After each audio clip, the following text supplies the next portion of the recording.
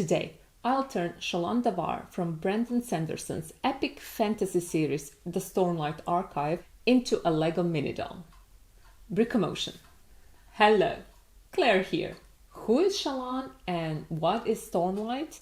Shallan is one of the main characters in the exceptionally epic book series called The Stormlight Archive, Stormlight for short. The books are not made for kids, and apart from that, I can't give you any more details before I give you the spoiler warning.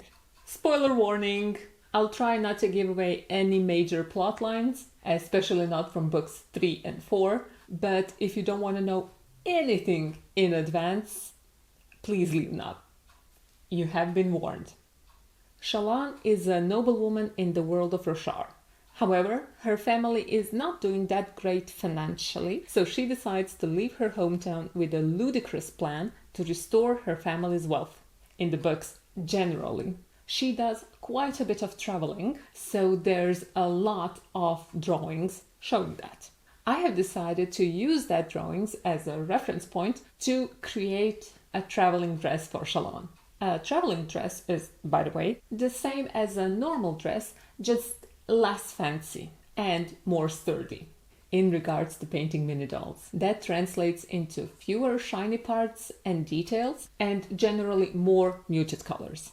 I absolutely adore this painting by Whelan and want to base my Shallan mini doll on it. There's only one problem. You can't actually see the dress in the painting. I have looked at a bunch of other Shallan interpretations, and even though the drawings are amazing, you either can't see the dress well enough for me to use it as a reference to Dollify Shallan, or the dress is too plain or too fancy. It seems I will have to improvise.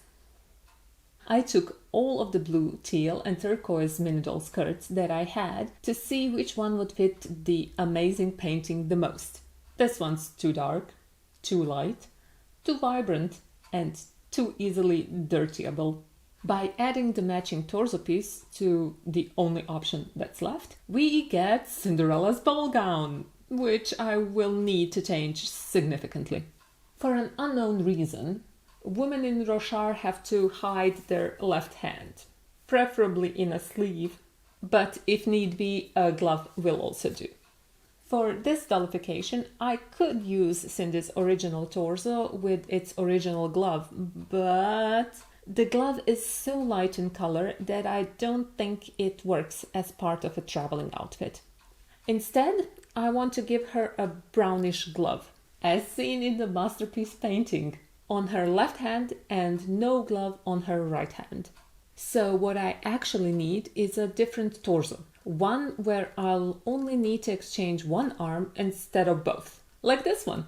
Now, both the torso I want to paint and the one I want to rip the gloved arm off are the new type of torsos. You can tell if it's the new type of torso or the old one by how big the hole on their inside is. The old mold has a big hole and the new ones have a smaller one. Old, new, old, new.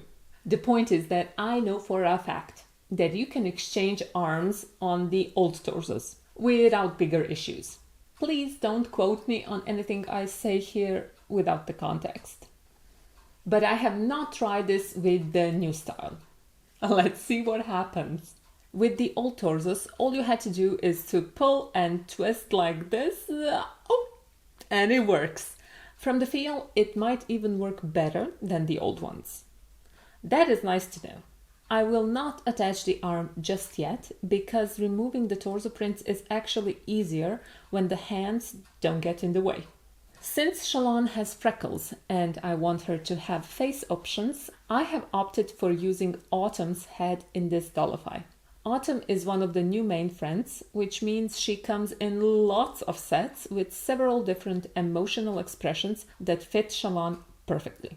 Apart from the fact that Autumn has green and Shallan has blue eyes, but that's easily fixable. As far as hair pieces go, I like this one the most. But I will try on several others, just in case, after the dress is painted. Time to get rid of those pesky prints. The print removal went well, although the skirt annoyed me a bit.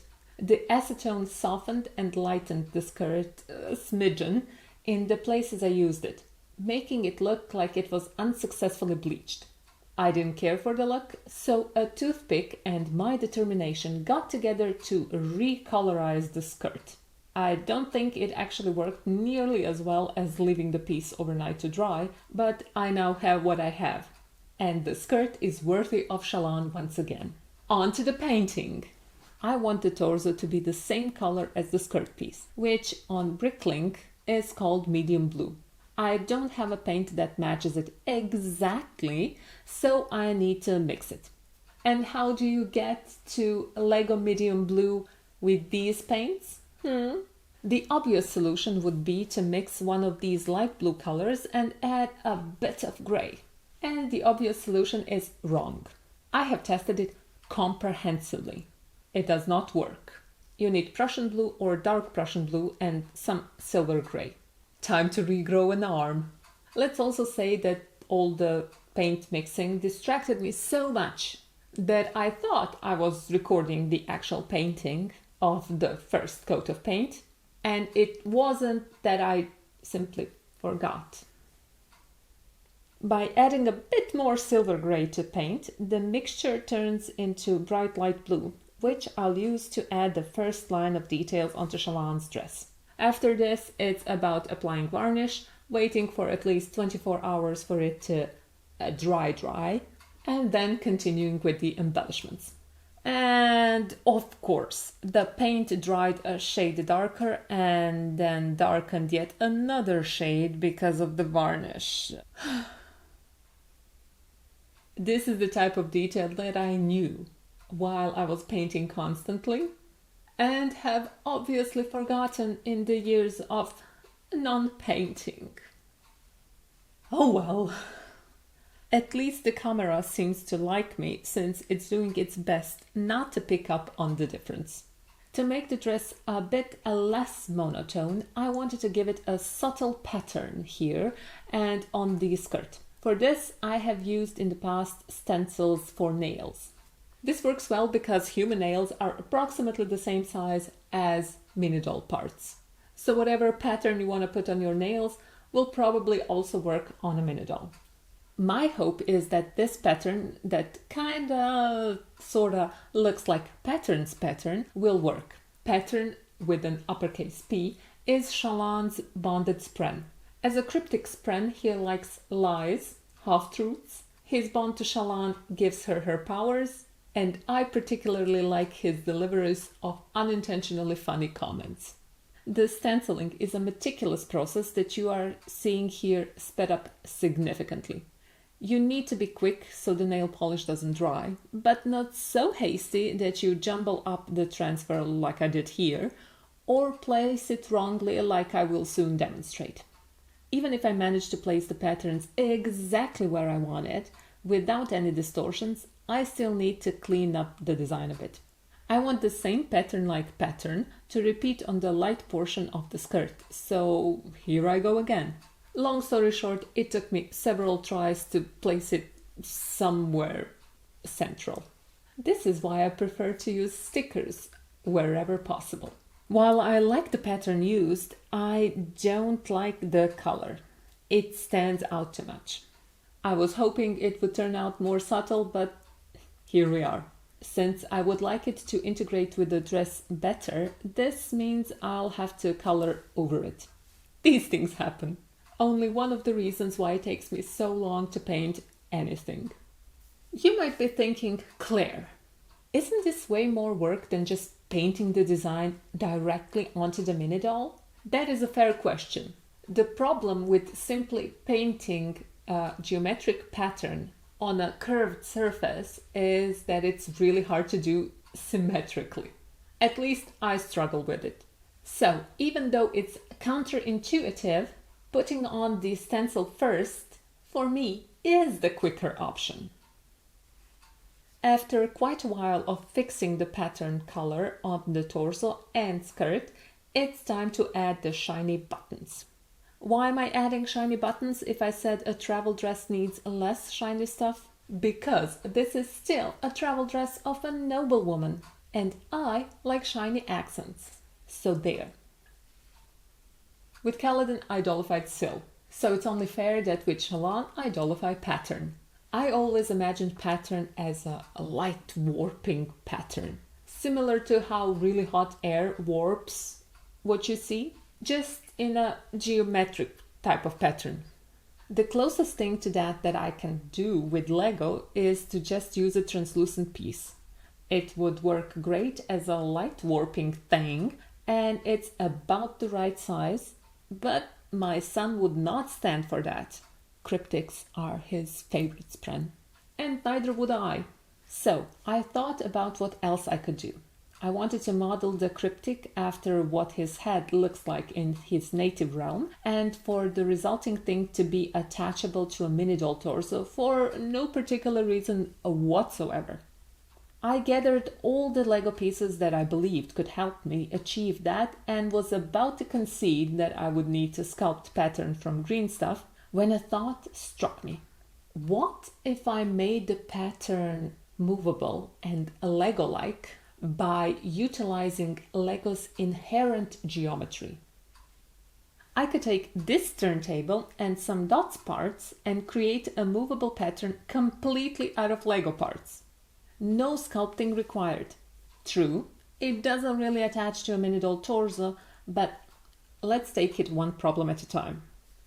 In the worst case scenario, if I was fine with sculpting a new piece, I should be fine with gluing pieces together. Anyhow, what this approach allows me to do is to vary the dots pieces used, so I can create different patterns for different cryptics. And I can paint the pieces for some extra depth and variety. The painting process lasted around 2 hours and was so absorbing I was unable to keep the pieces in frame. Like, at all. Sorry about that. At least we can marvel together at the finished painted pieces. The trickiest part was to make them look the same. I, of course, failed at that, as I knew I would, but I think I got pretty close to the ideal. I'm definitely very satisfied with how they turned out.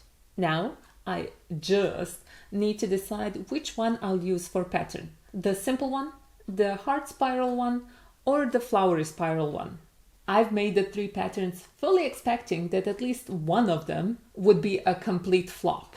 Since they all are a disappointment on that part and I can't decide between them, I need a second and third opinion. Can you tell me which one of these is right for pattern? That is the hardest question I have ever faced. Are they all bad or? Like, this one's good, but he's not for pattern. One of these. One of these two, okay. Yeah. Same. Well, that was now very helpful. While I like the flowery spiral one the most, I think the simple one is most like pattern. The other two I'll put away, as they still might one day serve as some other cryptics. No, you're right, pattern. They probably won't. I know my track record with promising Dollifys. It is not good. Time to assemble Shallan. The color of the torso doesn't exactly match the color of the skirt, but it is what it is, and that's okay. I take comfort in knowing that they are not supposed to create a dress, but a 2-part outfit, so it's not that bad that the colors don't exactly match. I have prepared 3 different blue-eyed faces for Shallan, so I can postpone the decision which one I'll actually use, and to give myself and Shallan options. This happy and slightly awkward expression calls to me to use it as Shallan's default face. It's time for hairpieces. I had this one hairpiece that I thought would look the best on Shallan, but I could be wrong. It's known to happen occasionally. So I want to test the limited selection of hairpieces on the finished minidoll. This one I disqualified the first time round for being too red. And I think that still holds true. This one is the right color, but way too fancy for traveling Shallan and generally too gappy for a minidoll. This hairpiece I like very much, but I don't think Shallan was ever mentioned having a braid, so This one could also work, but it's also optimized for minifigures, not mini dolls, so it has this huge gap. I'm sticking with my first choice. Finally, the doll is assembled, and I can show off some details as we take a closer look at it. The front of the skirt, in my opinion, has the right amount of sparkle and functionality. On the back of the skirt, I couldn't resist painting a hiding pattern. He's so cute and tiny. Where the skirt and torso piece meet, I gave the shirt jacket thing a bright light blue border that is almost as noticeable as I wanted it to be. Nevertheless, I like the shiny buttons on the back of the jacket and on the sleeves. They add a bit of excitement to the otherwise fairly bland outfit. The pattern on the torso is subtle and, of course, the same as the one on the skirt, which helps the outfit look cohesive despite the shade difference. With pattern next to her, all she's missing are her drawing supplies. For the sketchbook, I'll use a Lego book with a blank sheet of paper in it, and for the drawing utensil, I seem to have many choices, but none of them really look like a charcoal pencil made in Rochard, so I'll settle for this completely brown brush. It matches the sketchbook, and that's apparently all I can hope for. As an extra accessory, I wanted to give her something to keep her warm on a cold night. Something like a stick that could be soul cast to become fire. I am a stick. Okay, I guess not. It's fine, I don't think Lego pieces mind the cold as much. In conclusion, despite of the tiny flaws that I introduced in the painting of this mini doll, I think the dollification as a whole is a success. I like Shallan as a character, and I do like this traveling outfit for her. And of course, pattern as well. Until the next time you click on one of my videos, bye bye. Since none of my non-craggle tries worked, they were placing the head either too low or too high. I was fully prepared to glue some pieces together when I realized that I hadn't exhausted all of my assembly options. Knowing now that this is possible, I can move on to other projects and never come back to this ever again.